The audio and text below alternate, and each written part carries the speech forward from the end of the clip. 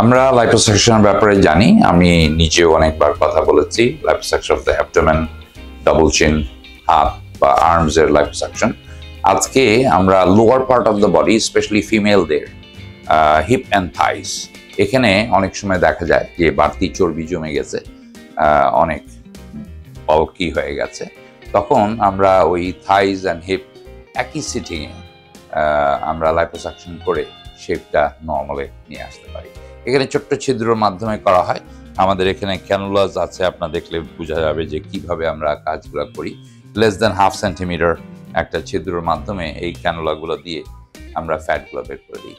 তো এটা একটা সেফ প্রসিজার, যদি নিয়ম গাইডলাইন্স ফলো করে করা যায়।